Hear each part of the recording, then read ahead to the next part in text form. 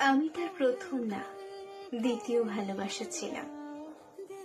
তার মুখে শুনেছিলাম সে তার প্রথম প্রেমিকাকে অনেক ভালোবেসেছিল, কিন্তু তার প্রেমিকা তাকে ভালোবাসেনি। সেদিন তার প্রাক্তনের প্রতি তার ভালোবাসা দেখে আমি তার প্রেমে পড়ে যাই।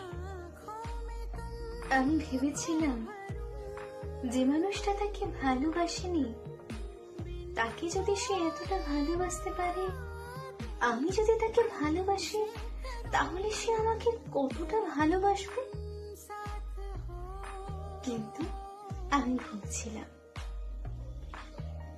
আসলে মানুষ খুব সহজে কোনো জিনিস পেয়ে গেলে না, তার মূল্য দিতে ভুলে যায়। তার জলজান্ত প্রমাণ আমি নিজেই।